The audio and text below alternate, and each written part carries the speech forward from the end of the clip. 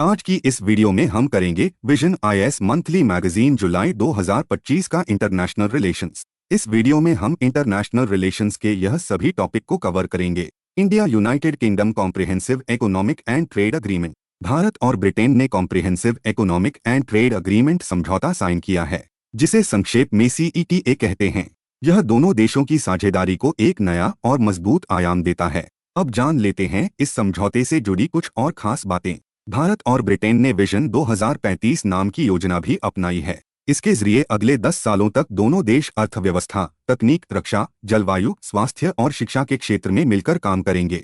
इसके अलावा दोनों देशों ने एक डिफेंस इंडस्ट्रियल रोड मैप बनाया है। इसका मतलब है कि अब भारत और यूके मिलकर रक्षा उपकरणों की डिजाइन, डेवलपमेंट और प्रोडक्शन करेंगे। अब आते हैं CETA की मुख्य खासियतों पर। सबसे बड़ी बात है टैरिफ यानी शुल्क समाप्ति और बाजार तक पहुंच। भारत और ब्रिटेन ने लगभग 99% टैक्स लाइन खत्म करने का फैसला किया है, यानी दोनों देशों के बीच व्यापार करने वाली ज्यादातर चीजों पर अब अतिरिक्त टैक्स नहीं लगेगा। भारत ने 89.5% टैक्स लाइन खोली है, जिससे ब्रिटेन के 91% निर्यात को आसानी मिलेगी। लेकिन भारत ने अपने कुछ संवेदनशील सेक्टर जैसे दूध, अनाज, बाजरा, सोना, गहने और लैब में बने डायमंड को सुरक्षित रखा है। अगर कभी अचानक किसी विदेशी प्रोडक्ट का आयात बहुत बढ़ गया तो घरेलू उद्योगों की रक्षा के लिए भारत और ब्रिटेन बिलेटरल सेफगार्ड्स यानी सुरक्षात्मक कदम उठा सकते हैं। दूसरा बड़ा पहलू है सेवाएं। भारतीय IT, फाइनेंस, शिक्षा और हेल्थ सेक्टर को ब्रिटेन में बड़ा बाजार मिलेगा। भारत ने ब्रिटेन से सभी 12 प्रमुख सेवा क्षेत्रों में मजबूत वादे हासिल किए हैं। तीसरी अहम बात है प्रोफेशंस के लिए नई सुविधाएं। भारत और ब्रिटेन ने तय किया है कि वे नर्सिंग, अकाउंटेंसी और आर्किटेक्चर जैसे क्षेत्रों की डिग्री और प्रोफेशन क्वालिफिकेशन को एक दूसरे के देश में मान्यता देंगे। भारतीय प्रोफेशनल्स और बिजनेस विजिटर्स अब ब्रिटेन में 90 दिन से लेकर 3 साल तक रहकर काम कर सकेंगे। साथ ही भारत और ब्रिटेन ने डबल कंट्रीब्यूशन कन्वेंशन बनाया है। इसके तहत भारतीय वर्कर्स और उनके नियोक्ता ब्रिटेन में काम करने के दौरान 3 साल तक सोशल सिक्योरिटी टैक्स से छूट पाएंगे। एक और सुविधा है रूल्स ऑफ ओरिजिन में सरलता। अब एक्सपोर्ट करने वाले खुद ही अपने प्रोडक्ट के ओरिजिन का सर्टिफिकेट दे सकते हैं। 1000 पाउंड से कम कीमत वाले छोटे एक्सपोर्ट पर तो कोई डॉक्यूमेंट भी जरूरी नहीं होगा। यह नियम भारत की मौजूदा सप्लाई चेन जैसे कपड़ा उद्योग, मशीनरी, दवाइयों और प्रोसेस्ड फूड सेक्टर को मदद करेंगे। India UK vision 2035। विजन 2035 का मतलब है कि आने वाले 10 सालों तक भारत और ब्रिटेन कई क्षेत्रों में गहराई से साथ काम करेंगे। इसका उद्देश्य है रिश्तों को और मजबूत बनाना, नई तकनीक लाना और दोनों देशों के लोगों को सीधा फायदा पहुंचाना। इस साझेदारी के 6 मुख्य स्तंभ हैं। लोगों के बीच संबंध, व्यापार, तकनीक, रक्षा, जलवायु और ऊर्जा, शिक्षा। अब इन्हें एक एक करके समझते हैं। लोगों के बीच जुड़ा। इसका उद्देश्य है कि सिर्फ सरकारें ही नहीं बल्कि आम लोग भी शिक्षा, संस्कृति और प्रोफेशन स्तर पर जुड़े और रिश्ते गहरे हों। व्यापार और विकास। दोनों देशों के बीच व्यापार की मात्रा को काफी बढ़ाना। बायलेटरल इन्वेस्टमेंट ट्रीटी यानी द्विपक्षीय निवेश समझौता करना। पूंजी बाजारों को जोड़ना और मजबूत करना। हरित निवेश और नवाचार केंद्रों को बढ़ावा देना। स्टार्टअप और उद्यमिता को प्रोत्साहित करना। तकनीकी नवाचार, आर्टिफिशियल इंटेलिजेंस और मशीन लर्निंग में साझेदारी। 5G और 6G जैसी अगली पीढ़ी की दूरसंचार तकनीक पर काम। खनिज और सेमीकंडक्टर में सहयोग। क्वांटम कंप्यूटिंग और बायोटेक्नोलॉजी रिसर्च। हेल्थ टेक्नोलॉजी और अंतरिक्ष खोज। रक्षा और सुरक्षा। 10 साल का डिफेंस इंडस्ट्रियल रोड मैप लागू करना। नई रक्षा तकनीकें मिलकर विकसित करना। इंडो पैसिफिक क्षेत्र में समुद्री सुरक्षा मजबूत करना। आतंकवादरोधी सहयोग को गहराना। साइबर सुरक्षा की संयुक्त रणनीति बनाना। सैन्य अभ्यास और प्रशिक्षण में सहयोग। जलवायु और ऊर्जा। जलवायु वित्त जुटाना। अपतटीय पवन ऊर्जा प्रोजेक्ट बढ़ाना। ग्रीन हाइड्रोजन डेवलपमेंट को तेज करना। न्यूक्लियर एनर्जी सहयोग को बढ़ावा देना। सतत परिवहन समाधान विकसित करना। पर्यावरण संरक्षण और पुनर्स्थापन कार्यक्रम शुरू करना। शिक्षा और कौशल। भारत में ब्रिटिश यूनिवर्सिटी के कैंपस खोलना। संयुक्त डिग्री प्रोग्राम बनाना, जिससे भारतीय और ब्रिटिश छात्र एक दूसरे से जुड़ सकें। ग्रीन स्किल्स ट्रेनिंग शुरू करना। युवा एक्सचेंज प्रोग्राम और सांस्कृतिक संबंधों को मजबूत करना। अब हम समझते हैं कि CETA भारत के लिए क्यों महत्वपूर्ण है। सबसे पहले बात करते हैं एक्सपोर्ट ग्रोथ की। इस समझौते से भारत के निर्यात यानी एक्सपोर्ट में 20 से 40% तक बढ़ोतरी हो सकती है। खासतौर पर टेक्सटाइल, ज्वेलरी और मशीनरी जैसे सेक्टर को बड़ा फायदा होगा। दूसरा पहलू है जियोग्राफिकल इंडिकेशन यानी GI प्रोटेक्शन। भारत के खास उत्पाद जैसे फेनी, टॉडी और नासिक वाइन को कानूनी सुरक्षा मिलेगी। इसका मतलब है कि इन्हें कॉपी करना या नकली तरीके से बेचना अब आसान नहीं होगा। तीसरा है मार्केट एक्सेस। यूके का 37.5 बिलियन डॉलर का कृषि आयात बाजार अब भारतीय किसानों और उत्पादकों के लिए खुल गया है। 95% से ज्यादा कृषि और प्रोसेस्ड फूड आइटम्स पर अब ड्यूटी यानी टैक्स नहीं लगेगा। चौथा फायदा है वर्कर्स यानी कामगारों के लिए ला। सीईटीए मजदूरों के अधिकारों की रक्षा करता है। इसमें न्याय पाने के लिए ट्राइब्यूनल की व्यवस्था और कानून का पारदर्शी पालन शामिल है। महिला कामगारों को भी विशेष लाभ मिलेगा क्योंकि समझौते में जेंडर इक्वेलिटी और नॉन डिस्क्रिमिनेशन की बात की गई है। पांचवा फायदा है एमएसएमई और क्षेत्रीय विकास। भारत के छोटे और मझोले उद्योग यानी एमएसएमईज इस समझौते से खूब लाभ उठाएंगे। टेक्सटाइल हब तिरुपुर, लेदर उद्योग का केंद्र कोलकाता और केमिकल सेक्टर में सूरत, भरूच जैसे इलाके तेजी से आगे बढ़ेंगे। अब हम बात करेंगे भारत और ब्रिटेन के रिश्तों के महत्व की। यह समझना जरूरी है क्योंकि सीईटीए समझौता इन्हीं मजबूत रिश्तों पर आधारित है। सबसे पहले है आर्थिक सहयोग। भारत और ब्रिटेन के बीच कुल व्यापार लगभग 56 बिलियन अमेरिकी डॉलर का है। लक्ष्य है कि इसे 2030 तक दोगुना किया जाए। निवेश के मामले में ब्रिटेन भारत का छठा सबसे बड़ा निवेशक है, जिसने 2024 तक करीब 35 बिलियन डॉलर का निवेश किया है। दूसरा है भू राजनीतिक सहयोग। भारत और ब्रिटेन संयुक्त राष्ट्र, G20, कॉमनवेल्थ और इंडो पैसिफिक जैसे अंतर्राष्ट्रीय मंचों पर एक दूसरे का सहयोग करते हैं। सबसे बड़ी बात, ब्रिटेन भारत के लिए संयुक्त राष्ट्र सुरक्षा परिषद में स्थायी सीट का समर्थन करता है। तीसरा है रक्षा सहयोग। दोनों देश नियमित रूप से सैन्य अभ्यास करते हैं, जैसे नौसेना का कोंकण, वायुसेना का कोबरा वॉरियर और थलसेना का अजय वॉरियर। चौथा पहलू है भारतीय प्रवासी समुदाय। ब्रिटेन में 18.64 लाख भारतीय मूल के लोग रहते हैं। यह न केवल सांस्कृतिक जुड़ाव बढ़ाते हैं बल्कि दोनों देशों के बीच सेतु का काम भी करते हैं। पांचवा है शिक्षा में सहयोग। कई ब्रिटिश यूनिवर्सिटी भारत में अपने कैंपस खोलने की योजना बना रही हैं। गुरुग्राम में यूनिवर्सिटी ऑफ साउथहैम्पटन का कैंपस नई शिक्षा नीति के तहत पहला उदाहरण है। वहीं ब्रिटेन में इस समय करीब 1,70,000 भारतीय छात्र पढ़ाई कर रहे हैं। छठा है स्वास्थ्य सहयोग। कोविड वैक्सीन को याद कीजिए। ब्रिटेन की कंपनी एस्ट्रेजेनेका और भारत के सीरम इंस्टीट्यूट ने मिलकर वैक्सीन बनाई थी। साथ ही दोनों देशों ने एक समझौता किया है जिसके तहत नर्स और हेल्थ प्रोफेशनल्स की ट्रेनिंग और भर्ती में सहयोग होगा। अब देखते हैं कि इन रिश्तों में चुनौतियां कहाँ हैं। पहली चुनौती है विदेश नीति में अंतर। उदाहरण के लिए रूस यूक्रेन संघर्ष पर भारत और ब्रिटेन की राय अलग अलग रही है। दूसरी चुनौती है ब्रिटेन की घरेलू राजनीति। कश्मीर और भारत के आंतरिक मामलों पर ब्रिटेन की राजनीति में होने वाली चर्चाएं कभी कभी तनाव पैदा कर देती हैं। तीसरी चिंता है खालिस्तान आंदोलन। भारत को ब्रिटेन में सक्रिय अलगाववादी तत्वों से आपत्ति है क्योंकि यह भारत की संप्रभुता के लिए खतरा माना जाता है। चौथी बड़ी दिक्कत है प्रत्यर्पण यानी एक्स्ट्राडिशन। हालांकि भारत और ब्रिटेन के बीच संधि है, फिर भी कानूनी देरी के कारण विजय माल्या जैसे लोग ब्रिटेन में रह जाते हैं, जिससे आपसी विश्वास को झटका लगता है।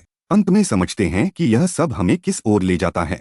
भारत और ब्रिटेन ने विजन 2035 के तहत अपने रिश्तों को और गहरा करने का रास्ता तय किया है। सीईटीए इस साझेदारी का मजबूत स्तंभ है जो व्यापार, तकनीक, रक्षा, जलवायु और शिक्षा जैसे क्षेत्रों में सहयोग बढ़ाएगा। आज भारत दुनिया की सबसे तेजी से बढ़ती अर्थव्यवस्था है और ब्रिटेन P5, G7 और 5 आइज जैसे महत्वपूर्ण मंचों का सदस्य है। अगर दोनों देश मिलकर अपने साझा हितों को आगे बढ़ाएं और चुनौतियों का हल ढूंढें तो यह साझेदारी भविष्य में नए शिखर छू सकती है। India Maldives relations. हाल ही में भारत के प्रधानमंत्री ने मालदीव का दौरा किया। यह दौरा खास इसलिए था क्योंकि भारत और मालदीव के बीच राजनयिक संबंधों के 60 साल पूरे हो गए हैं। अब जानते हैं इस यात्रा की मुख्य उपलब्धियां। भारत ने मालदीव को 4,850 करोड़ रुपए की लाइन ऑफ क्रेडिट यानी ऋण सुविधा बढ़ाई है। इसके साथ ही भारत ने मालदीव की सरकार के लिए कर्ज चुकाने का सालाना बोझ भी कम कर दिया है। भारत और मालदीव ने India Maldives free trade agreement पर बातचीत शुरू की है। इसके लिए दोनों देशों ने शर्तों पर सहमति बनाई है। भारत की NPCI इंटरनेशनल पेमेंट लिमिटेड और मालदीव की मॉनेटरी अथॉरिटी के बीच समझौता हुआ है। इसके तहत अब UPI सुविधा मालदीव में भी शुरू होगी, यानी भारतीय पर्यटक और कारोबारी सीधे डिजिटल पेमेंट कर पाएंगे। मत्स्य पालन और जलीय कृषि, डिजिटल समाधान और भारतीय फार्माकोपिया को मान्यता देने जैसे क्षेत्रों में कई समझौते हुए हैं। सहयोग के क्षेत्र। सबसे पहले भारत और मालदीव के ऐतिहासिक रिश्ते बहुत पुराने हैं। दोनों देशों के बीच जातीय, भाषाई, सांस्कृतिक, धार्मिक और व्यापारिक जुड़ाव रहा है। भारत ने 1965 में मालदीव की स्वतंत्रता के तुरंत बाद ही उसे मान्यता दी और राजनयिक संबंध स्थापित किए। रणनीतिक स्थिति और नजदीकी। मालदीव हिंद महासागर में एक अहम जगह पर स्थित है। इसे कहा जाता है टोल गेट क्योंकि यह पश्चिमी हिंद महासागर और पूर्वी हिंद महासागर के बीच में है। भारत की पश्चिमी तटरेखा से मालदीव की नजदीकी इसे भारत के लिए रणनीतिक रूप से बेहद महत्वपूर्ण बनाती है। सुरक्षा प्रदाता के रूप में भारत को मालदीव का नेट सिक्योरिटी प्रोवाइडर माना जाता है। यह भारत की नेबरहुड फर्स्ट पॉलिसी और महासागर विजन का हिस्सा है। रक्षा सहयोग। भारत और मालदीव ने 2016 में डिफेंस एक्शन प्लान साइन किया। दोनों देश मिलकर सैन्य अभ्यास करते हैं, जैसे एक्वेरिन और एक था। मालदीव कोलंबो सिक्योरिटी कॉन्क्लेव का भी संस्थापक सदस्य है। आर्थिक सहयोग। 2023 में भारत और मालदीव का द्विपक्षीय व्यापार 548.97 मिलियन अमेरिकी डॉलर तक पहुंच गया। भारत 2023 में मालदीव का सबसे बड़ा व्यापारिक साझेदार बन गया। मानवीय सहायता और संकट प्रबंधन। भारत हमेशा मालदीव के लिए फर्स्ट रिस्पॉन्डर रहा है। 1988 में तख्तापलट की कोशिश, 2004 की सुनामी, 2014 की माले जल संकट और कोविड-19 महामारी, हर संकट में भारत ने तुरंत मदद की। People to people linkages. पर्यटन के क्षेत्र में भारत सबसे ऊपर है। 2023 में 2.09 लाख भारतीय पर्यटक मालदीव गए। हाल की चुनौतियां। मालदीव की घरेलू राजनीति। मालदीव में राजनीति अक्सर प्रो इंडिया और प्रो चाइना के बीच बंटी रहती है। राष्ट्रपति मुइज़्ज़ू की नीतियां। उन्होंने इंडिया आउट कैंपेन का नारा दिया, जिससे जनता में भारत के खिलाफ भावनाएं बढ़ी। भारत के सैनिकों की वापसी, हाइड्रोग्राफिक सर्वे की रद्दीकरण जैसी घटनाएं इसी नीति का हिस्सा हैं। इंडिया फर्स्ट पॉलिसी को बदलकर उन्होंने मालदीव्स फर्स्ट पॉलिसी अपनाई, जिसमें विदेश नीति का विविधीकरण शामिल है। चीन फैक्टर। मालदीव 2014 में चीन की बेल्ट एंड रोड इनिशिएटिव से जुड़ गया। चीन ने मालदीव में बड़े इंफ्रास्ट्रक्चर प्रोजेक्ट किए, जैसे चाइना मालदीव्स फ्रेंडशिप ब्रिज। आर्थिक अस्थिरता। मालदीव का सार्वजनिक ऋण लगातार बढ़ रहा है। वर्ल्ड बैंक के अनुसार 2027 तक यह जीडीपी का 135.7% तक पहुंच सकता है। उग्रवाद और आतंकवाद। 2023 में अमेरिका ने मालदीव में ISIS और अलकायदा से जुड़े कई लोगों को चिन्हित किया। निष्कर्ष। भारत और मालदीव हिंद महासागर क्षेत्र में समान चुनौतियों का सामना कर रहे हैं। इन चुनौतियों का असर सुरक्षा और विकास दोनों पर पड़ता है। प्राकृतिक साझेदार होने के नाते भारत और मालदीव को समुद्री सुरक्षा और सहयोग को आगे बढ़ाना चाहिए, ताकि दोनों देशों और पूरे हिंद महासागर क्षेत्र के लोगों को लाभ हो सके। अगर आपको वीडियो पसंद आ रही है तो कृपया इस वीडियो को लाइक करने में कंजूसी ना दिखाएं। China's hydro power project on the Brahmaputra river. हाल ही में चीन ने तिब्बत में यारलुंग जांगबो नदी, जिसे भारत में ब्रह्मपुत्र कहा जाता है, पर मेदोग मेगा डैम प्रोजेक्ट का निर्माण शुरू कर दिया है। More on the news. चीन इस प्रोजेक्ट को सिर्फ बिजली उत्पादन तक सीमित नहीं रख रहा है। इसका उद्देश्य तिब्बत का औद्योगिकीकरण करना है। चीन इसे नवीकरणीय ऊर्जा प्रोजेक्ट और तिब्बत की अर्थव्यवस्था बढ़ाने वाला कदम बता रहा है। चीन का लक्ष्य है 2060 तक कार्बन न्यूट्रल बनना, और यह प्रोजेक्ट उसी दिशा में एक कदम है। About the Medog hydro power project. पैमाना और क्षमता। यह प्रोजेक्ट पूरा होने पर चीन के थ्री गोर्जेस डैम से भी बड़ा होगा और उससे 3 गुना अधिक ऊर्जा पैदा करेगा। स्थान। यह प्रोजेक्ट तिब्बत में ब्रह्मपुत्र नदी के ग्रेट बेंड क्षेत्र में भारत के अरुणाचल प्रदेश की सीमा के पास बनाया जा रहा है। डिजाइन। इसे run of the river project बताया गया है, लेकिन इसमें 5 कैस्केड हाइड्रो पावर प्लांट होंगे और पानी को मोड़ने के लिए बड़े बड़े जलाशय जैसी संरचनाएं बनाई जाएंगी। यह नदी के प्रवाह का लगभग आधा हिस्सा मोड़ सकता है। की कंसर्न्स ऑफ द प्रोजेक्ट। भूराजनीतिक चिंताएं। अगर चीन पानी के प्रवाह को रोके या बदले तो भारत के पूर्वोत्तर राज्यों में कृषि, खाद्य सुरक्षा और हाइड्रो प्रोजेक्ट्स पर गहरा असर पड़ेगा। 2000 में सायांग रिवर डिजास्टर इसका उदाहरण है। सुरक्षा की दृष्टि से भी यह डैम एक वाटर बॉम्ब बन सकता है, खासकर तनाव के समय। जल संसाधन प्रतियोगिता। ब्रह्मपुत्र बेसिन भारत, चीन और बांग्लादेश के बीच साझा है। अगर एक देश पानी मोड़ता है तो बाकी देशों की मानव सुरक्षा और स्थिरता पर खतरा मंडराता है। पर्यावरणीय असर। इस डैम से गाद का प्रवाह रुक जाएगा, जो गंगा ब्रह्मपुत्र डेल्टा के लिए बेहद जरूरी है। यहाँ की 218 मछली प्रजातियां, जैसे हिल्सा और महसीर, प्रभावित होंगी। करीब 20 लाख लोगों की आजीविका खतरे में पड़ सकती है। आपदा जोखिम। यह इलाका साइज्मिक जोन V में आता है, यानी यहाँ भूकंप और भूस्खलन का बहुत ज्यादा खतरा है। दिसंबर 2024 में तिब्बत में आए 7.5 तीव्रता के भूकंप ने दिखा दिया कि अगर ऐसे में डैम फेल हुआ तो विनाशकारी आपदा हो सकती है। भारत और चीन के बीच नदी जल सहयोग व्यवस्था के बारे में साल 2006 में एक एक्सपर्ट लेवल मैकेनिज्म बनाया गया। इसमें दोनों देशों के विशेषज्ञ हर साल बातचीत करते हैं। यह बातचीत बाढ़ के मौसम की जानकारी, आपातकालीन व्यवस्था और सीमा पार नदियों से जुड़ी समस्याओं पर होती है। इसके बाद आता है हाइड्रोलॉजिकल डेटा शेयरिंग समझौता। यह समझौता ब्रह्मपुत्र नदी पर है। जून से अक्टूबर तक चीन तिब्बत के 3 स्टेशनों से पानी का डेटा भारत को देता है, लेकिन यह समझौता जून 2023 में समाप्त हो गया और अभी इसके नवीनीकरण पर चर्चा चल रही है। इसी तरह सतलुज नदी पर भी एक समझौता था। यह जून से अक्टूबर तक तिब्बत के स्टेशन का डेटा देता था, लेकिन यह 2020 में ही खत्म हो गया और अब तक नवीनीकृत नहीं हुआ है। साल 2013 में एक अम्ब्रेला एमओयू हुआ। इससे ब्रह्मपुत्र और सतलुज दोनों का डेटा 15 मई से 15 अक्टूबर तक साझा किया जाने लगा। साथ ही यह समझौता जल सहयोग के लिए एक बड़ा ढांचा भी प्रदान करता है। अब देखते हैं भारत की संभावित प्रतिक्रिया और आगे का रास्ता। भारत ने रणनीतिक स्तर पर सियांग अपर मल्टीपर्पस प्रोजेक्ट की योजना बनाई है। अरुणाचल प्रदेश में यह परियोजना चीन के अपस्ट्रीम हाइड्रो पावर प्रोजेक्ट्स का जवाब मानी जाती है। नीति आयोग ने इसे 2017 में प्रस्तावित किया था। भारत पारदर्शिता भी चाहता है। इसका मतलब है कि चीन अपने तकनीकी विवरण, पर्यावरणीय अध्ययन और भूकंपीय सुरक्षा योजनाओं को पूरी तरह साझा करे। जब तक यह नहीं होता, तब तक परियोजनाओं को रोकने की मांग की जा सकती है। भारत अकेला नहीं है, वह क्षेत्र के अन्य निचले देशों को साथ लेकर रीजन कोएलिशन बना सकता है। इससे चीन पर दबाव बनेगा कि वह कानूनी रूप से बाध्यकारी जल समझौते करे। यह 1997 के संयुक्त राष्ट्र जल सम्मेलन के अनुरूप होगा। भारत यह भी चाहता है कि चीन के साथ वही सहयोग तंत्र बने जैसा चीन ने कजाकिस्तान के साथ साझा नदियों पर किया है। इसे कहते हैं ट्रांसबाउंडरी कोऑपरेशन। इससे भारत के अधिकार सुरक्षित रहेंगे। एक और विचार है कि साउथ एशिया वाटर नेटो जैसा ढांचा बने। इसमें ब्रह्मपुत्र, सिंधु और गंगा से जुड़े सभी देश शामिल हों। इसका उद्देश्य होगा डेटा की पारदर्शिता, विवादों का समाधान और आपदा से निपटने की तैयारी। इसके लिए नील बेसिन इनिशिएटिव और मेकांग रिवर कमीशन जैसी संस्थाओं से सीख ली जा सकती है। निष्कर्ष में यह कहना जरूरी है कि चीन का यारलुंग त्सांगपो प्रोजेक्ट हमें सतर्क करता है। अगर सहयोग और पारदर्शिता नहीं हुई तो यह पर्यावरण को नुकसान, आर्थिक हानि और क्षेत्रीय अस्थिरता का कारण बन सकता है। इसलिए समय रहते भारत और पड़ोसी देशों को मिलकर जल शासन का एक मजबूत और न्यायसंगत ढांचा बनाना होगा। India Africa relations. प्रधानमंत्री की घाना और नामीबिया की यात्रा जुलाई 2025 में हुई थी। घाना में भारत और घाना ने 4 समझौतों पर हस्ताक्षर किए, जिनमें संस्कृति, मानकीकरण और स्वास्थ्य जैसे क्षेत्र शामिल थे। वहीं नामीबिया में 2 समझौते हुए जो स्वास्थ्य और उद्यमिता विकास पर केंद्रित थे। प्रधानमंत्री ने कहा कि अफ्रीका के लक्ष्य भारत की प्राथमिकता हैं। इसका मतलब है कि भारत अफ्रीका के विकास में पूरी तरह से साथ देना चाहता है। यह एक बहुत बड़ा बयान है जो दिखाता है कि भारत अफ्रीका को कितना महत्व देता है। घाना में क्या हुआ? प्रधानमंत्री ने घाना की संसद में एक विशेष सत्र को संबोधित किया। यह बहुत खास मौका था क्योंकि उन्होंने वहां घाना के लोगों और नेताओं से सीधे बात की। घाना के राष्ट्रपति ने उन्हें घाना का सबसे बड़ा सम्मान officer of the order of the star of घाना दिया। यह सम्मान इस बात का प्रतीक है कि घाना भारत के साथ अपने रिश्तों को कितना महत्व देता है। घाना भारत संसदीय मित्रता सोसाइटी।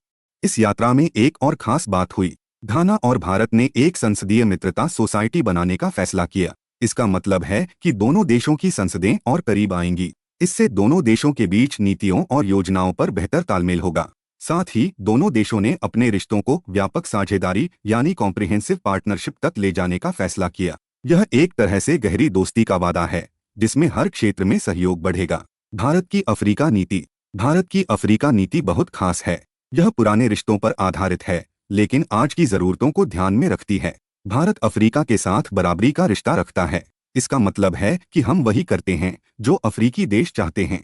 इसे कहते हैं डिमांड ड्रिवन अप्रोच। 2018 में हमारे प्रधानमंत्री ने कंपाला सिद्धांतों की बात की थी जिसमें बराबरी, सम्मान और आपसी विकास पर जोर दिया गया। यानी भारत और अफ्रीका मिलकर एक दूसरे की मदद करेंगे और साथ में तरक्की करेंगे। अफ्रीका भारत के लिए रणनीतिक रूप से क्यों महत्वपूर्ण है? रणनीतिक और भूराजनीतिक महत्व। अफ्रीका भारत का स्वाभाविक दोस्त है, खासकर जब बात ग्लोबल साउथ यानी विकासशील देशों की आती है। भारत और अफ्रीका मिलकर संयुक्त राष्ट्र और विश्व व्यापार संगठन जैसे बड़े मंचों पर सुधारों की मांग करते हैं। दोनों शांति और सुरक्षा को बढ़ावा देने के लिए भी साथ काम करते हैं। उदाहरण के लिए अफ्रीकन यूनियन को G20 में शामिल किया गया जो ग्लोबल साउथ की आवाज को मजबूत करता है। साथ ही भारत और जापान ने 2017 में एशिया अफ्रीका ग्रोथ कॉरिडोर शुरू किया। यह एक ऐसी योजना है जो अफ्रीका में सतत विकास और कनेक्टिविटी को बढ़ावा देती है। रक्षा सहयोग। भारत और अफ्रीकी देश रक्षा के क्षेत्र में भी करीब आ रहे हैं। भारतीय नौसेना अफ्रीकी देशों के साथ समुद्री अभ्यास करती है जैसे मिलन और कटलास एक्सप्रेस। हाल ही में भारत ने एक बड़ा समुद्री अभ्यास शुरू किया जिसका नाम है अफ्रीका इंडिया की मैरिटाइम एंगेजमेंट यानी AKME।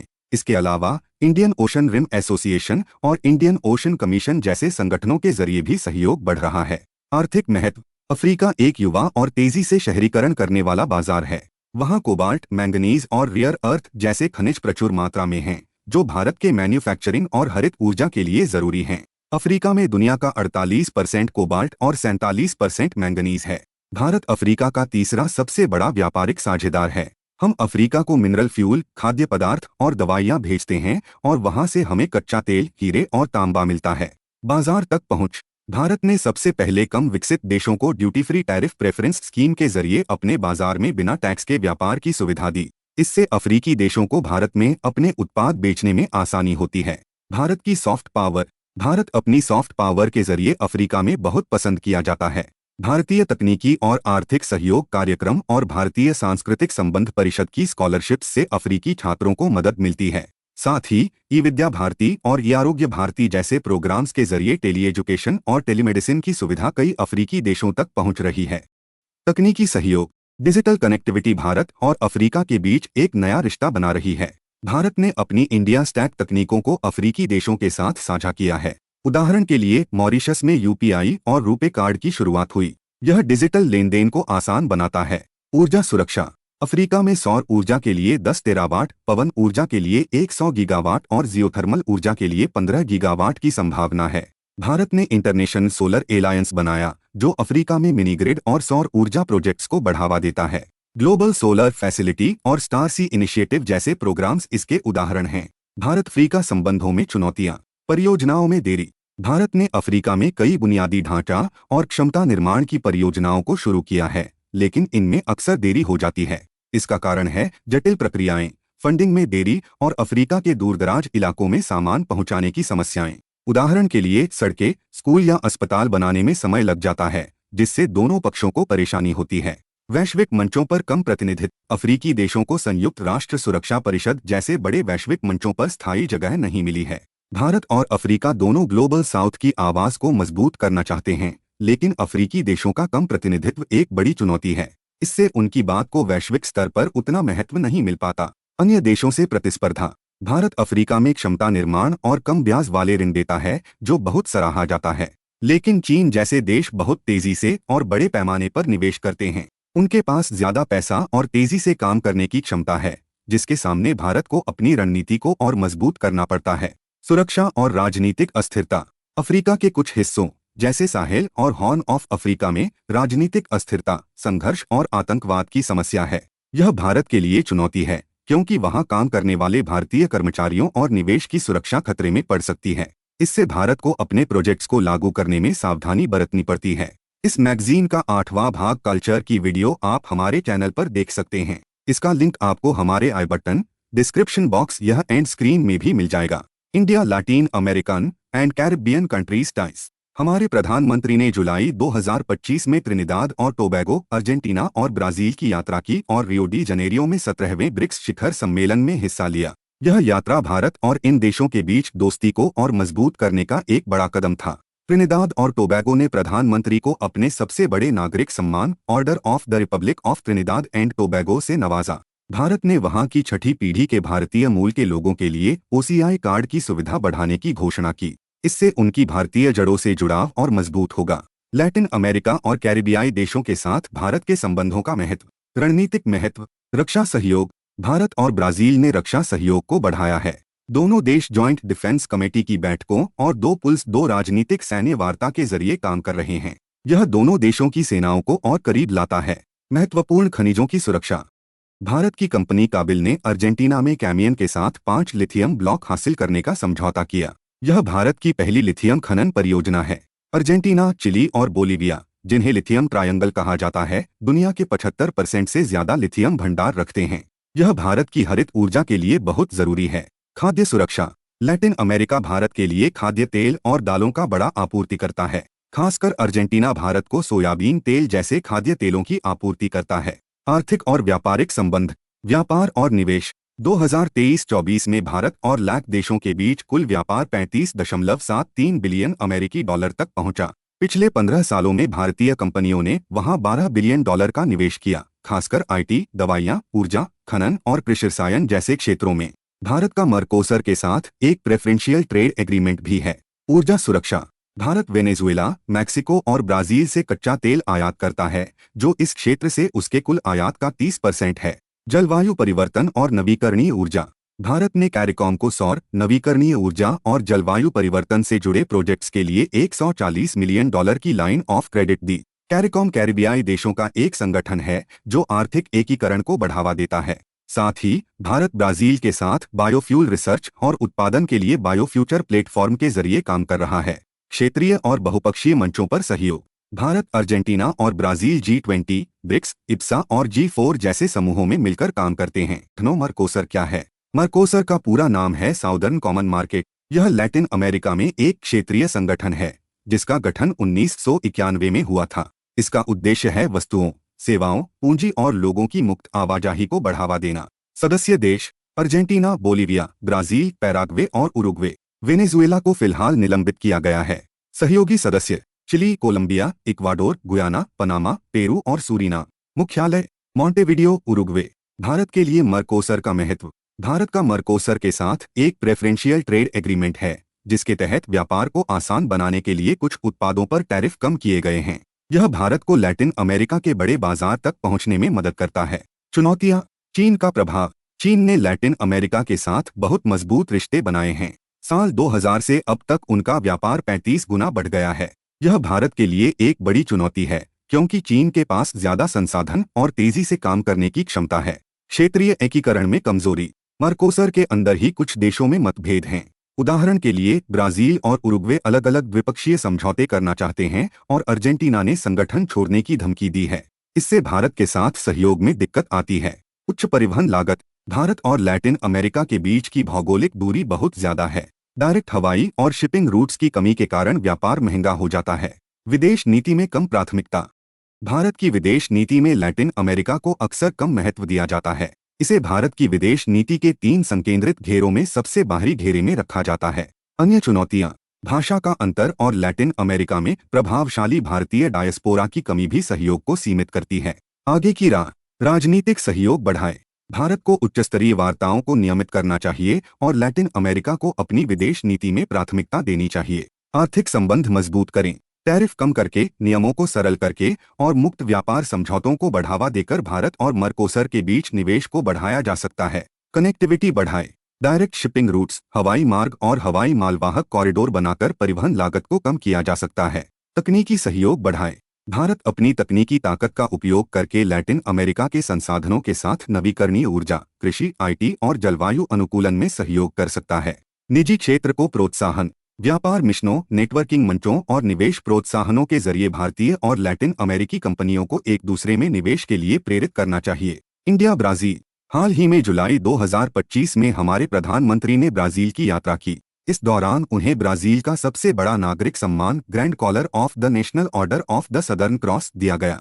प्रधानमंत्री ने यह सम्मान भारत के लोगों और भारत ब्राजील की दोस्ती को समर्पित किया।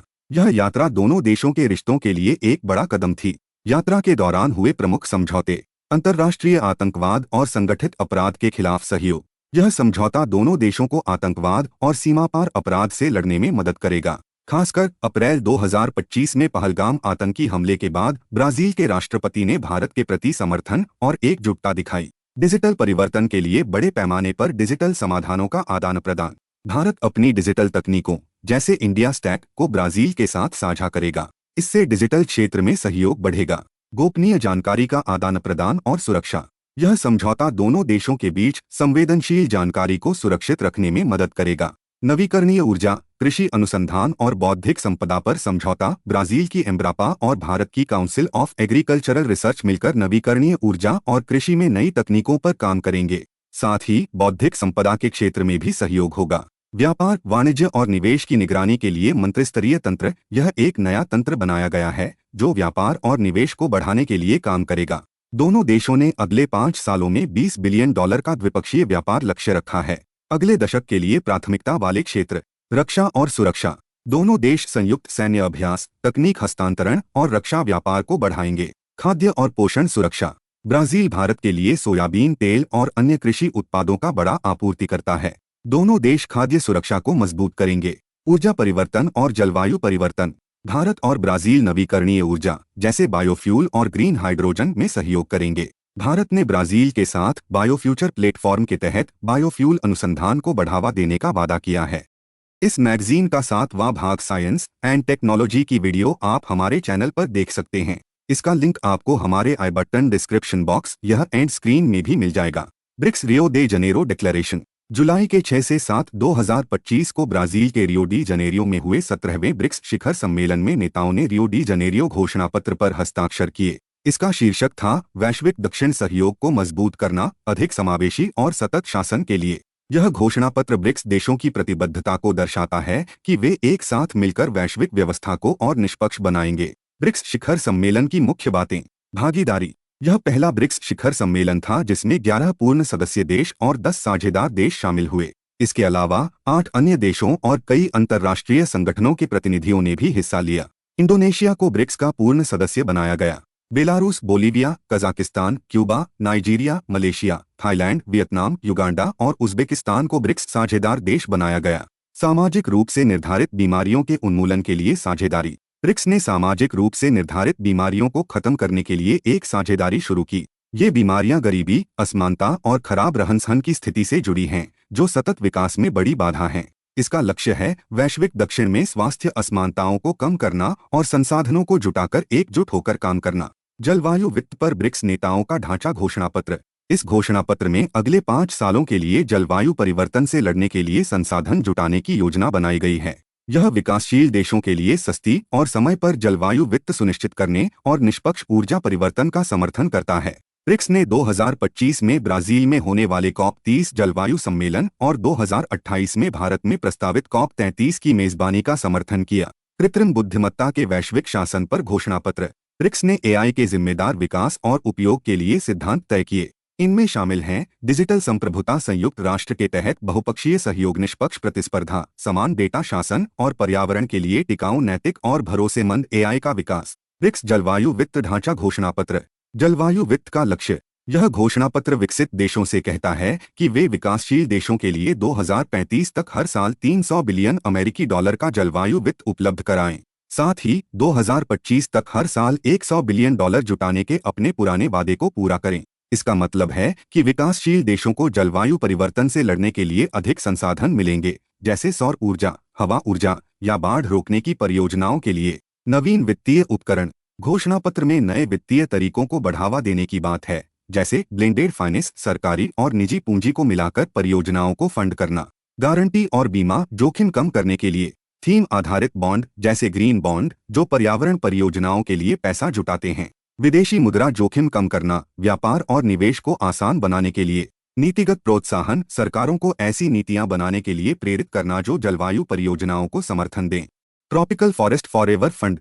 यह एक खास फंड है जिसे कॉप 28 में शुरू किया गया था। इसका लक्ष्य उष्णकटिबंधीय जंगलों को बचाने और बढ़ाने के लिए लंबे समय तक वित्तीय मदद देना है।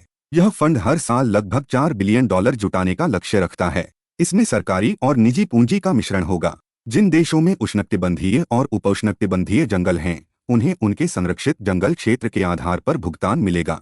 भारत और ब्राजील जैसे ब्रिक्स देशों ने इस फंड को समर्थन दिया क्योंकि यह जलवायु परिवर्तन से लड़ने और जैव विविधता को बचाने में मदद करेगा। रियो डी जनेरियो घोषणा पत्र और वैश्विक दक्षिण सहयोग। वैश्विक शासन को मजबूत करना। रियो घोषणा पत्र में ब्रिक्स देशों ने वैश्विक दक्षिण की आवाज को मजबूत करने का संकल्प लिया।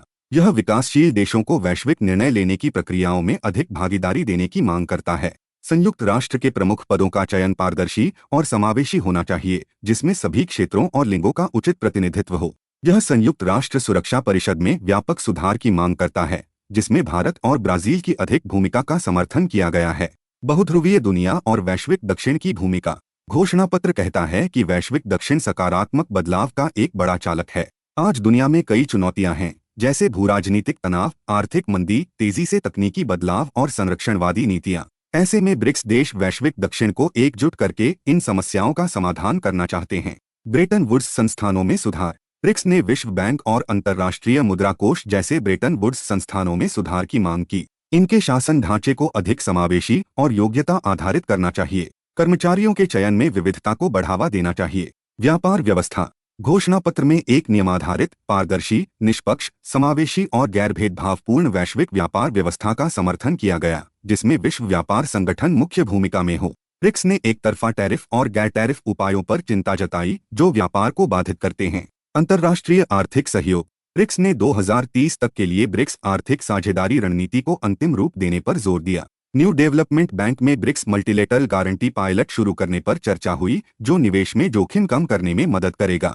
गीलोन ट्रीटी अंडर ऑकूस। जुलाई 2025 को ऑस्ट्रेलिया और यूनाइटेड किंगडम ने एक ऐतिहासिक रक्षा सहयोग समझौते पर हस्ताक्षर किए, जिसे गीलोन संधि कहा जाता है। यह समझौता ऑकूस साझेदारी के पहले स्तंभ के तहत अगले 50 सालों के लिए है। यह संधि ऑस्ट्रेलिया के गीलोन शहर में यूके ऑस्ट्रेलिया रक्षा मंत्रियों की बैठक में हुई। गीलोन संधि क्या है? इसे nuclear powered submarine partnership and collaboration treaty भी कहा जाता है। इसका मुख्य उद्देश्य है एसएसएन ऑकूस पनडुब्बियों के डिजाइन, निर्माण, संचालन, रखरखाव और निपटान में व्यापक सहयोग करना। यह संधि ऑस्ट्रेलिया, यूके और अमेरिका के बीच त्रिपक्षीय आपूर्ति श्रृंखलाओं को मजबूत करने में भी मदद करेगी। ऑकूस क्या है? ऑकूस एक सुरक्षा साझेदारी है जिसका गठन 2021 में ऑस्ट्रेलिया, यूनाइटेड किंगडम और संयुक्त राज्य अमेरिका के बीच हुआ था। इसका नाम इन तीनों देशों के पहले अक्षरों से बना है। यह साझेदारी दो मुख्य स्तंभों पर आधारित है। पिलर 1, इसका फोकस तीनों देशों की जहाज निर्माण क्षमता को बढ़ाने पर है। ऑस्ट्रेलिया अपनी पहली न्यूक्लियर पावर्ड अटैक सबमरीन्स हासिल करेगा। 2030 के दशक में अमेरिका ऑस्ट्रेलिया को पनडुब्बियां बेचेगा और 2040 की शुरुआत में यूके और ऑस्ट्रेलिया मिलकर नई एसएसएन ऑकूस पनडुब्बियां बनाएंगे। पिलर 2, यह 8 उन्नत सैन्य तकनीकों के संयुक्त विकास पर केंद्रित है, जैसे स्वायत्तता, कृत्रिम बुद्धिमत्ता, इलेक्ट्रोमैग्नेटिक युद्ध मॉडलिंग और सिमुलेशन। इसमें ऑकूस मैरीटाइम ऑटोनॉमी एक्सपेरिमेंटेशन और एक्सरसाइज सीरीज जैसे प्रोजेक्ट शामिल हैं, जो समुद्री क्षेत्र में स्वायत्त प्रणालियों को बेहतर बनाने पर काम करते हैं। ऑकूस का रणनीतिक महत्व का इंडो पैसिफिक क्षेत्र में बहुत बड़ा महत्व है। अमेरिका के नेतृत्व वाली गठबंधन प्रणाली को मजबूत करना। ऑकूस का उद्देश्य इंडो पैसिफिक में चीन के बढ़ते प्रभाव को संतुलित करना है। यह अमेरिका की अपने सहयोगियों और हितों की रक्षा करने की प्रतिबद्धता को दर्शाता है। क्षेत्र में अमेरिका की पहुंच बढ़ाना। यह खासकर दक्षिण पूर्व एशिया में अमेरिका की सैन्य उपस्थिति को बढ़ाता है। अमेरिकी रक्षा उद्योग को बढ़ावा। यह ऑस्ट्रेलिया और यूके को हथियार बिक्री और तकनीक हस्तांतरण के नए अवसर देता है। ऑकूस साझेदारी के अवसरों और चुनौतियों के बारे में। ऑकूस के अवसर, उच्च सफलता की संभावना। ऑकूस देशों के बीच बहुत भरोसा है। उदाहरण के लिए, वे 5 आईज गठबंधन के तहत खुफिया जानकारी साझा करते हैं। यह भरोसा ऑकूस को मजबूत बनाता है और इसके प्रोजेक्ट्स को सफल करने में मदद करता है। क्वाड का पूरक, हार्ड पावर पर जोर। क्वाड और ऑकूस दोनों इंडो पैसिफिक में सुरक्षा चुनौतियों का सामना करते हैं, लेकिन ऑकूस हार्ड पावर पर केंद्रित है, जैसे परमाणु संचालित पनडुब्बियां। यह क्वाड के सॉफ्ट पावर को मजबूत करता है। अमेरिका की क्षेत्रीय सुरक्षा रणनीति में बदलाव। अमेरिका अब इंडो पैसिफिक में अपनी सुरक्षा को अकेले संभालने की बजाय अपने सहयोगियों की क्षमताओं को बढ़ाने पर ध्यान दे रहा है। यह चीन के बढ़ते प्रभाव को संतुलित करने के लिए एक रणनीतिक कदम है। यूके और ऑस्ट्रेलिया के बीच तालमेल। ऑकूस ऑस्ट्रेलिया की राष्ट्रीय रक्षा रणनीति और यूके की रणनीतिक रक्षा समीक्षा के साथ पूरी तरह मेल खाता है। दोनों देश मिलकर पनडुब्बी निर्माण और तकनीकी विकास में सहयोग करेंगे। तेज प्रतिक्रिया। परमाणु संचालित पनडुब्बियां पारंपरिक पनडुब्बियों की तुलना में तेज हैं और लंबे समय तक समुद्र में रह सकती हैं। यह संकट के समय तेजी से कार्रवाई करने में मदद करता है। ऑकूस से जुड़ी चिंताएं। अमेरिका की समीक्षा और बोझ साझा करने की मांग। अमेरिका ने ऑकूस की समीक्षा शुरू की है, जिससे कुछ अनिश्चितता पैदा हुई है। साथ ही अमेरिका चाहता है कि ऑस्ट्रेलिया अपने रक्षा खर्च को जीडीपी के 3.5% तक बढ़ाए। यह दिखाता है कि अमेरिका इंडो पैसिफिक सुरक्षा में अधिक जिम्मेदारी साझा करने की उम्मीद करता है। क्वाड की प्रासंगिकता पर खतरा। कुछ विशेषज्ञों का मानना है कि ऑकूस के उभरने से क्वाड की अहमियत कम हो सकती है। भारत सैन्य गठबंधनों से दूरी रखता है, जिसके कारण क्वाड की पूरी सैन्य क्षमता का उपयोग नहीं हो पाता। ऑकूस इस कमी को भर सकता है, लेकिन इससे क्वाड कमजोर पड़ सकता है। एशियाई देशों की भागीदारी की कमी। ऑकूस में कोई एशियाई देश शामिल नहीं है, जिसके कारण इसे पश्चिमी देशों का गठबंधन माना जाता है। क्वाड में भारत और जापान जैसे एशियाई देश हैं, जो इसे अधिक समावेशी बनाते हैं। ऑकूस की यह कमी इसे क्षेत्रीय स्वीकार्यता में चुनौती दे सकती है। समय पर डिलीवरी में समस्या। अमेरिका हर साल केवल 1.13 वर्जीनिया क्लास पनडुब्बियां बना रहा है, जबकि उसे अपनी रक्षा के लिए 2 और ऑकूस के लिए 2.33 पनडुब्बियों की जरूरत है। यह उत्पादन दर ऑकूस के लक्ष्यों को समय पर पूरा करने में बाधा डाल सकती है। परमाणु प्रसार की चिंता। ऑकूस समझौता परमाणु तकनीक के प्रसार को बढ़ावा दे सकता है, जिससे प्रशांत क्षेत्र में हथियारों की होड़ और परमाणु प्रसार का खतरा बढ़ सकता है। हालांकि ऑकूस देश इसे अंतर्राष्ट्रीय परमाणु अप्रसार नियमों के अनुरूप बताते हैं। इस मैगजीन का चौथा भाग सिक्योरिटी की वीडियो आप हमारे चैनल पर देख सकते हैं। इसका लिंक आपको हमारे आई बटन डिस्क्रिप्शन बॉक्स यह एंड स्क्रीन में भी मिल जाएगा। गिरमिटिया कम्युनिटी। जुलाई 2025 को प्रधानमंत्री ने त्रिनिदाद और टोबैगो की अपनी पहली आधिकारिक यात्रा के दौरान गिरमिटिया समुदाय के लिए दो बड़ी घोषणाएं की। भारत गिरमिटिया समुदाय का एक व्यापक डेटाबेस बनाने पर काम कर रहा है। विश्व गिरमिटिया सम्मेलन नियमित रूप से आयोजित किए जाएंगे। अन्य महत्वपूर्ण खबरें। त्रिनिदाद और टोबैगो में भारतीय मूल के लोगों की छठी पीढ़ी तक को अब overseas citizen of India card दिए जाएंगे। इससे वे भारत में बिना किसी प्रतिबंध के रह और काम कर सकेंगे। त्रिनिदाद और टोबैगो कैरिबियाई क्षेत्र का पहला देश बन गया है जिसने भारत के यूनिफाइड पेमेंट्स इंटरफेस को अपनाया है। इससे वहां डिजिटल भुगतान आसान और तेज होगा। गिरमिटिया समुदाय क्या है? गिरमिटिया उन भारतीय मजदूरों को कहा जाता है जो 19वीं सदी के मध्य और अंत में भारत छोड़कर ब्रिटिश उपनिवेशों में काम करने गए। गिरमिट शब्द एग्रीमेंट का गलत उच्चारण है क्योंकि ये मजदूर एक अनुबंध के तहत गए थे। 1833 में ब्रिटिश दास्ता उन्मूलन अधिनियम लागू होने के बाद उपनिवेशों में मजदूरों की कमी हो गई। इसके बाद ब्रिटिश सरकार ने भारत से लाखों लोगों को चीनी बागानों, चाय बागानों आदि के लिए भेजा। मॉरिशस, फिजी, वेस्ट इंडीज, दक्षिण अफ्रीका और कैरिबियाई देश। ज्यादातर लोग पूर्वी संयुक्त प्रांत और बिहार से थे। तमिल लोग मद्रास, नेगापट्टनम और थोंडी से श्रीलंका, बर्मा और मलेशिया गए। भारत में गरीबी, बेरोजगारी, खराब कृषि परिस्थितियां और उपनिवेशों में बेहतर वेतन और जीवन की उम्मीद। उपनिवेशों में पहुंचने के बाद भी गिरमिटिया मजदूरों को गरीबी, संसाधनों की कमी, कम वेतन और खराब रहन-सहन की स्थिति का सामना करना पड़ा।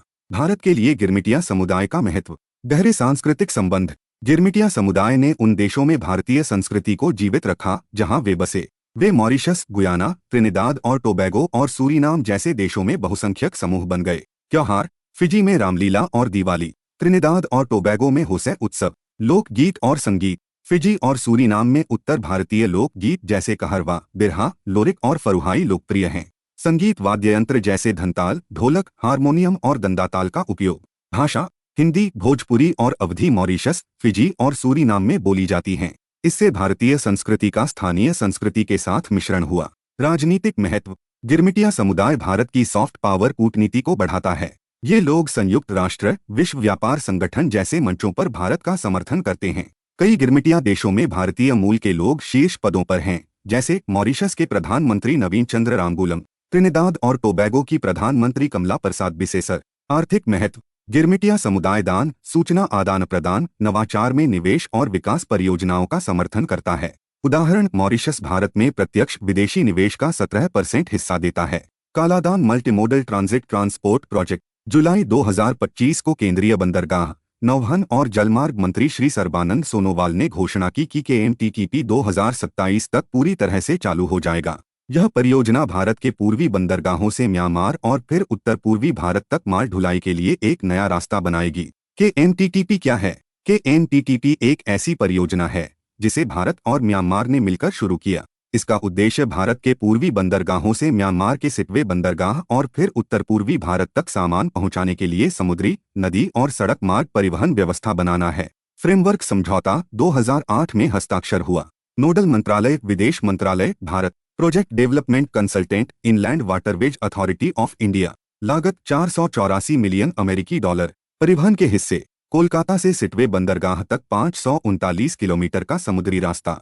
यह रास्ता पहले से चालू है और सिटवे बंदरगाह को अब 40,000 टन के जहाजों को संभालने के लिए अपग्रेड किया गया है। सिटवे से पालेटवा, म्यांमार तक 158 किलोमीटर का कलादान नदी मार्ग। नदी की ड्रेजिंग और पालेटवा में जेटी का निर्माण 2017 में पूरा हो चुका है। पालेटवा से भारत म्यांमार सीमा पर जोरिनपुरी तक 108 किलोमीटर की सड़क। इस हिस्से का निर्माण चल रहा है और 2027 तक पूरा होने की उम्मीद है।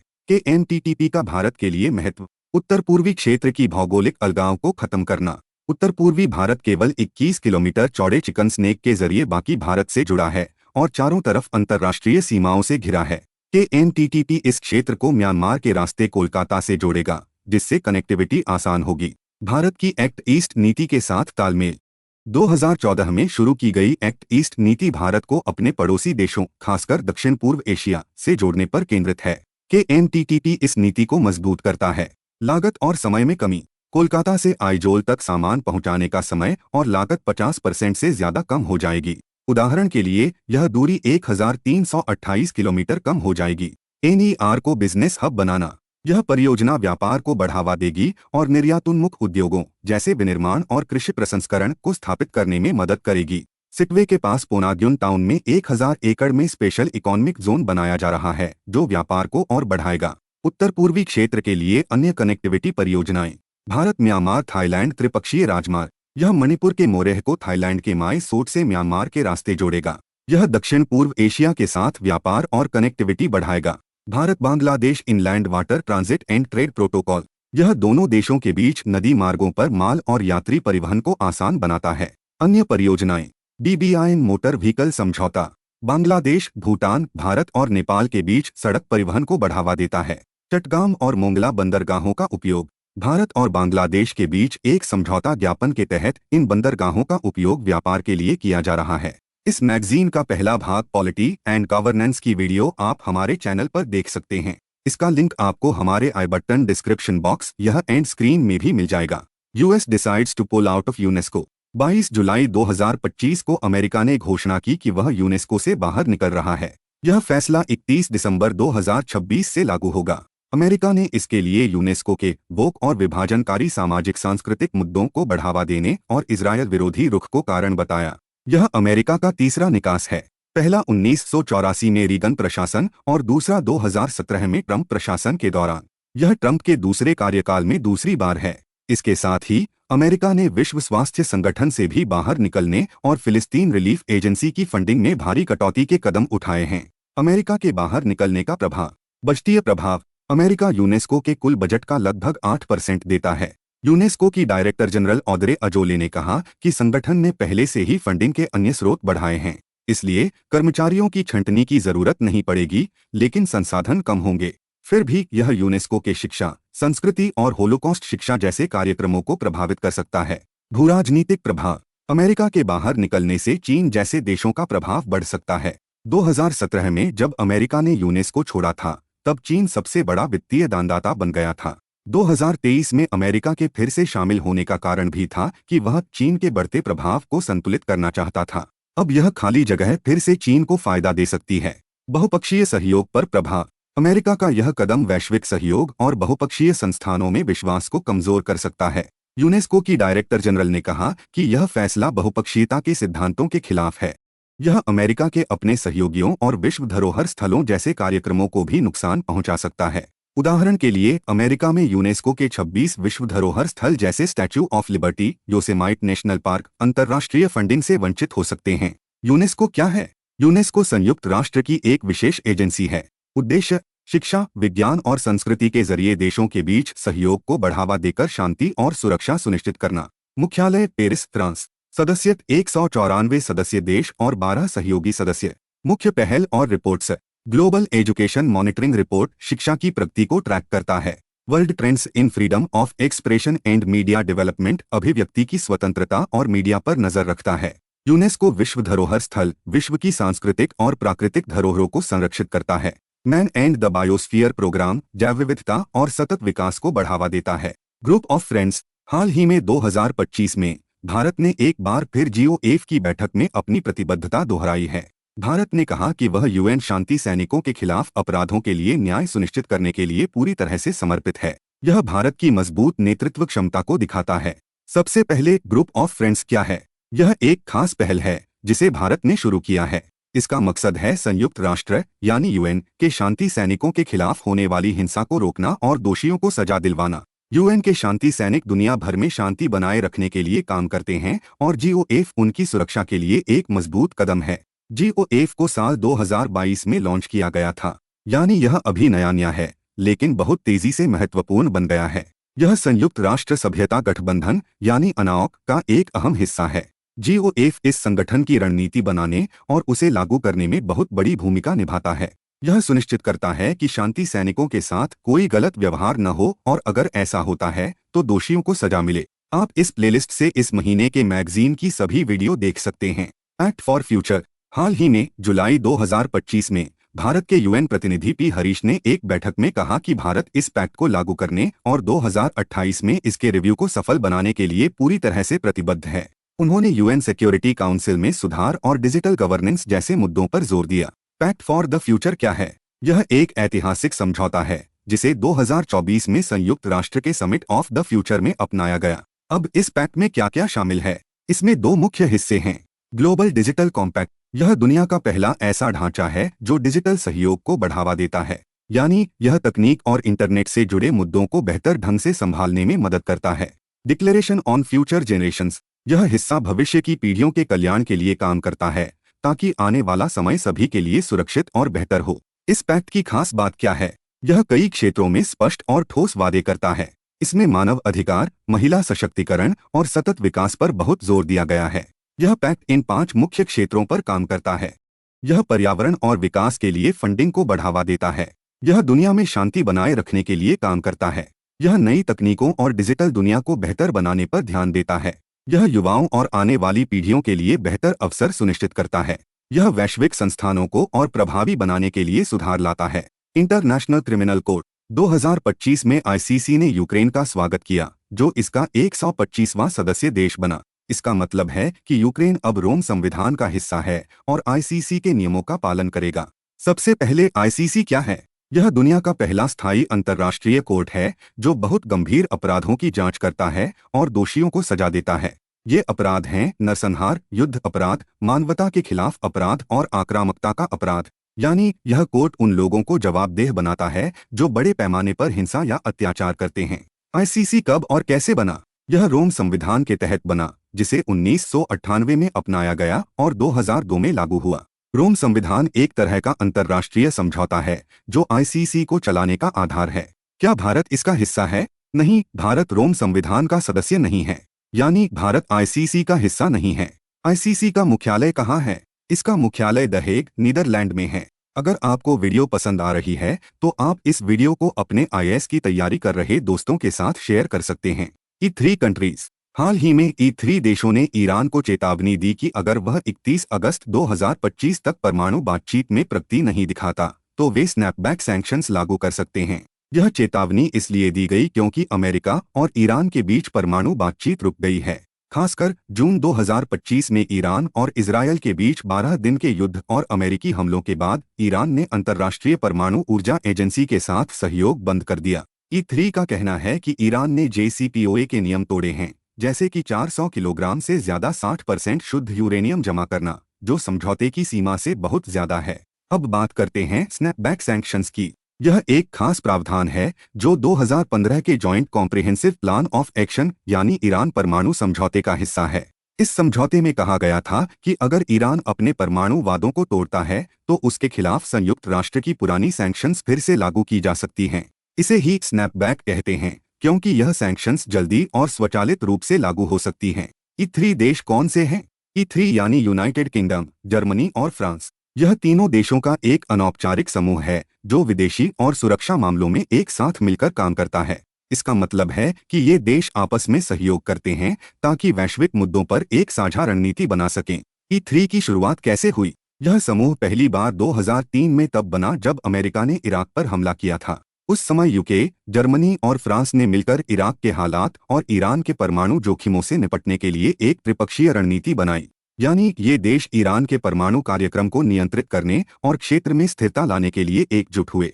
ग्लोबल पीस इंडेक्स 2025 हाल ही में 2025 की GPI रिपोर्ट में बताया गया कि यूक्रेन और गाजा में चल रहे युद्धों ने वैश्विक शांति को बहुत प्रभावित किया है। 2023 में युद्धों में मरने वालों की संख्या 1,62,000 थी, जो एक बड़ा कारण है शांति में कमी का। इसके अलावा 56 सक्रिय युद्ध चल रहे हैं, जो द्वितीय विश्व युद्ध के बाद सबसे ज्यादा है। ग्लोबल पीस इंडेक्स क्या है?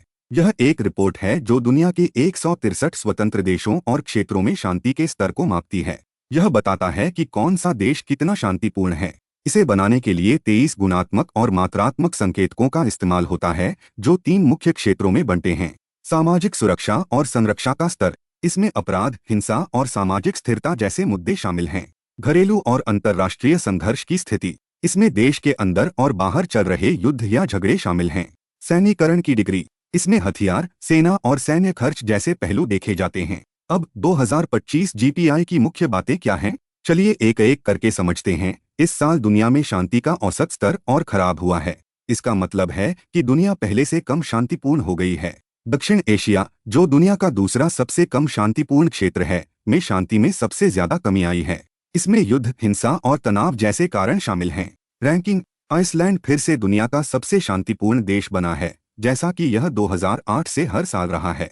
वहीं रूस को 163वां स्थान मिला है, यानी यह सबसे कम शांतिपूर्ण देश है। भारत का स्थान 115वां है, जो पिछले साल से थोड़ा बेहतर है।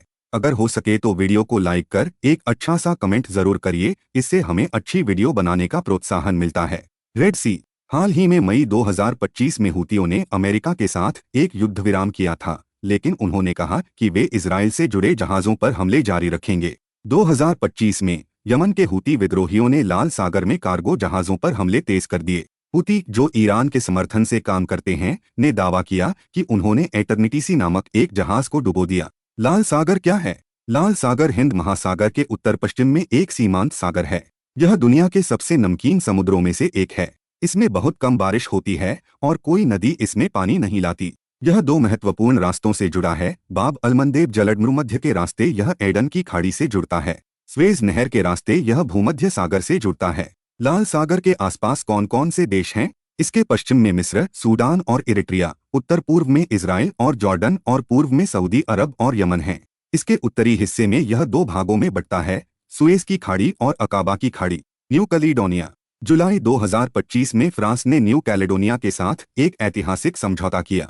इस समझौते के तहत न्यू कैलेडोनिया को स्टेट ऑफ न्यू कैलेडोनिया बनाया जाएगा, जो फ्रांसीसी गणराज्य के अंदर होगा। इसका मतलब है कि न्यू कैलेडोनिया को अधिक स्वायत्तता मिलेगी, लेकिन यह पूरी तरह स्वतंत्र नहीं होगा। न्यू कैलेडोनिया क्या है? यह प्रशांत महासागर में स्थित एक फ्रांसीसी विदेशी क्षेत्र है। यह पेरिस से लगभग 17,000 किलोमीटर दूर है और इसमें करीब 2,70,000 लोग रहते हैं। यहाँ की खास बात यह है कि यहाँ बहुत सारा निकल पाया जाता है, जो इसे आर्थिक रूप से महत्वपूर्ण बनाता है। इसका इतिहास क्या है? 1840 के दशक में यूरोपीय व्यापारियों ने न्यू कैलेडोनिया के स्थानीय लोगों को गुलाम बनाकर या गन्ने के खेतों में जबरन काम करवाने के लिए ले गए। फिर 1853 में फ्रांस ने इस क्षेत्र को अपने कब्जे में ले लिया और इसे अपनी कॉलोनी बना लिया। तब से यह फ्रांस के अधीन है। न्यू कैलेडोनिया में आज क्या मांग है? यहाँ की मूल कनक आबादी और यूरोपीय मूल के लोग के बीच स्वतंत्रता को लेकर गहरे मतभेद हैं। कनक लोग चाहते हैं कि न्यू कैलेडोनिया को या तो पूरी आज़ादी मिले या ज्यादा स्वायत्तता मिले, जबकि यूरोपीय लोग ज्यादातर फ्रांस के साथ रहना चाहते हैं। M23 rebels. 19 जुलाई 2025 को कांगो सरकार और रवांडा समर्थित M23 विद्रोहियों ने कतर की राजधानी दोहा में एक स्थायी युद्ध विराम के लिए सिद्धांतों की घोषणा पर हस्ताक्षर किए। M23 विद्रोही कौन हैं? M23 यानी मार्च 23 मूवमेंट एक सशस्त्र समूह है जो मुख्य रूप से जातीय तुत्सी लोगों से बना है। यह समूह कांगो के पूर्वी हिस्से में, जो खनिजों से भरा हुआ है, वहां कांगो की सेना के खिलाफ लड़ता है। M23 का नाम क्यों पड़ा? इसका नाम 23 मार्च 2009 के एक समझौते से आया है। उस दिन CNDP, जो तुत्सी लोगों का एक विद्रोही समूह था, और कांगो सरकार के बीच एक समझौता हुआ था। इस समझौते का मकसद तुत्सी लोगों की बगावत को खत्म करना था। लेकिन जब यह समझौता ठीक से लागू नहीं हुआ, तो CNDP के कुछ सदस्यों ने 2012 में M23 मूवमेंट बनाया। उनका कहना था कि वे अल्पसंख्यकों की रक्षा और खनिज संसाधनों के बराबर बंटवारे के लिए लड़ रहे हैं। HENLY passport index 2025। हाल ही में 23 जुलाई 2025 को जारी इस रैंकिंग में भारत की प्रगति को सराहा गया। भारत ने पिछले साल की तुलना में सिर्फ 2 नए वीजा मुक्त देश फिलीपींस और श्रीलंका जोड़े, लेकिन अन्य देशों की तुलना में इसकी रैंकिंग बेहतर हुई। हालांकि 2023 में भारत के पासपोर्ट धारक 62 देशों में वीजा मुक्त यात्रा कर सकते थे, लेकिन इस साल यह संख्या 59 हो गई। फिर भी रैंकिंग में सुधार भारत की बढ़ती वैश्विक पहचान को दिखाता है। हेनली पासपोर्ट इंडेक्स क्या है? यह एक वैश्विक रैंकिंग है जो दुनिया के सभी पासपोर्ट की ताकत को मापती है। इसका मतलब है कि यह बताता है कि किसी देश के पासपोर्ट धारक बिना वीजा के कितने देशों में यात्रा कर सकते हैं। यह रैंकिंग अंतर्राष्ट्रीय हवाई परिवहन संघ के डेटा पर आधारित है और इसे हेनली एंड पार्टनर्स नामक एक फर्म हर साल प्रकाशित करती है। 2025 में भारत की स्थिति क्या है? इस साल भारत ने हेनली पासपोर्ट इंडेक्स में बड़ी छलांग लगाई है।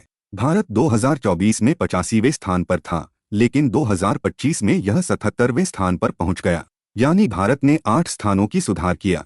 अब भारतीय पासपोर्ट धारक 59 देशों में बिना पहले से वीजा लिए या वीजा ऑन अराइवल के साथ यात्रा कर सकते हैं। इन देशों में मालदीव, थाईलैंड, मलेशिया, इंडोनेशिया जैसे देशों में वीजा मुक्त यात्रा और श्रीलंका, मकाऊ, म्यांमार जैसे देशों में वीजा ऑन अराइवल की सुविधा शामिल है। इस इंडेक्स में शीर्ष पर कौन है? सिंगापुर ने 2025 में पहला स्थान हासिल किया है, क्योंकि इसके पासपोर्ट धारक 193 देशों में बिना वीजा के यात्रा कर सकते हैं। इसके बाद जापान और दक्षिण कोरिया दूसरे स्थान पर हैं, जिनके पासपोर्ट धारक 190 देशों में वीजा मुक्त यात्रा कर सकते हैं। इस मैगजीन के एथिक्स और मैप्स को फुल मैगजीन वाली वीडियो में कवर किया गया है। आप उस वीडियो में यह देख सकते हैं। आप इस वीडियो के डिस्क्रिप्शन बॉक्स या फिर इस एंड स्क्रीन से इसी मैगजीन के और पार्ट्स को भी देख सकते हैं। अगर आपको यह वीडियो पसंद आई तो इस वीडियो को लाइक, शेयर और चैनल नो नेम IAS को सब्सक्राइब करना ना भूले।